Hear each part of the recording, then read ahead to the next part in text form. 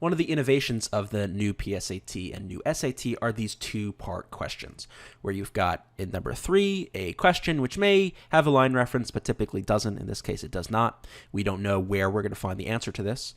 And then you have a follow-up question which asks you for the line reference. So what part of the text supports your answer? And while the College Board wants you to think that this is a new, different kind of question, to my mind, it's not really any different, because I've always stressed the importance of finding the specific evidence in a passage, the line, the section of the passage, whatever it might be, that supports your answer to a question. So we've already kind of built this habit, or we are building this habit, of finding the support for an answer. So a question like number 4 shouldn't really throw us off too much. Now, let me tell you what I've come up with for now as the best approach to these questions. First, you do them as a pair. You do them together, as you might expect. What you don't want to do is just read these lines of text. Just read lines 1 to 5, just read lines 9 to 14, just read 28 to 32, just read 32 to 34, looking for the answer to this. You can do it, and sometimes you'll get away with it. It's just, I would be very careful about it, because you're reading these out of context. You might get drawn into a trap, right? You might find a choice here that maps onto one of the choices from the previous question. You might pick both of them and then get both of them wrong. So I don't recommend you read them out of order. But what I do recommend is you bracket the passage from the start of this reference to the end of this, and you know the answer is going to be somewhere in there. And then you read, or reread as the case may be, because we've already read for the first question, or question number 2, we've read lines 1 to 14. You read what you need in these lines to find the answer. So what I've done is I've just excerpted lines 1 to 34, but you can actually, in your booklet or your page, just bracket off the passage, and you know that we're going to read and find the answer to the question here. So let's take a look at number 3. Now, again, what I do is I just read number 3. I try to look for the answer myself. I don't really care about question 4 yet. I'm trying to find the answer just on my own. And what I hope to have happen is to find references that are then going to be used in question 4. So let's look at 3. The narrator indicates that the particular nature of Emma's upbringing resulted in her being what? I'm not going to read through all of these lines. What I'm going to do, I mean, you should read through all these lines, but I'm going to highlight the places in the text that might give us an answer. So we want to know what her upbringing resulted in her in being, so kind of a character trait.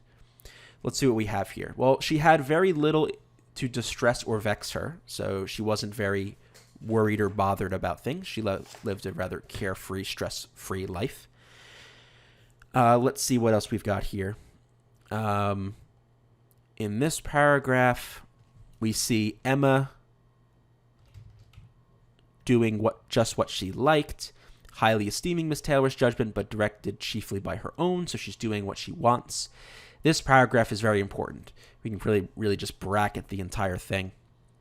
The real evils indeed of Emma's situation were the power of having rather too much her own way, and a disposition to think a little too well of herself. So in other words, she could do whatever she wants and thinks whatever she wants about herself. So very little limits on what she can do and what she thinks about herself.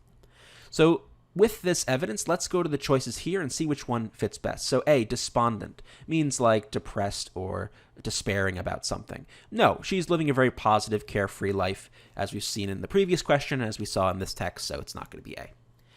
Self-satisfied. If you're self-satisfied, it means it's not exactly arrogant, but rather it means you're complacent. It means you're satisfied with what you've done. You're satisfied with what you've achieved.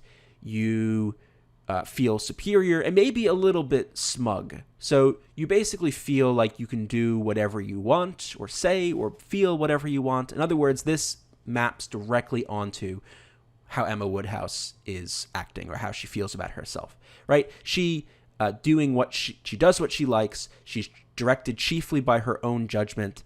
She thinks a little too well of herself, and she gets to do what she wants. She has her own way all the time. No one really challenges her. So putting this all together, this fits with self-satisfied, that she's complacent, she's smug, she's satisfied with her position. So we like choice B so far. Friendless. It doesn't say she's friendless. I don't think it mentions friends, number 1. But it doesn't say she's friendless, and certainly she has got good relationships with her family and with the governess, so we can get rid of C. Inconsiderate. Be very careful here. Certainly, she likes to do what she likes, and she is not worried about what other people say, perhaps, and she gets her own way a little bit too much. But does that necessarily mean she's inconsiderate? I mean, partially, but it doesn't fit exactly with what's going on in the text here. We would have to hear, or we'd have to read parts of this text that are indicating that she in some way is insulting people or disregarding their feelings or whatever the case may be, and we don't get that. So we can get rid of D, and the best answer is going to be choice B. Now for 4, where do we get this evidence? The big reference was in this paragraph right here, particularly in lines 28 to 32. And indeed, we see 28 to 32 right here. So we like C, that maps onto her thinking too well of herself, etc. But let's check the rest. We do check all 4 choices. So lines 1 to 5, that's the beginning paragraph. We do get a little bit here with the world with very little to distress or vex her, but that doesn't really map onto the self-satisfied as well. So we can get rid of A. 9 to 14, that's the part about the governess. Doesn't say anything about her upbringing, really, or at least how she sees herself. 32 to 34, that's in this paragraph, but it's these lines right here, and they don't say anything about how she feels about herself or how her upbringing caused her to be a certain way. So we can get rid of D, and we're going to go with choice C.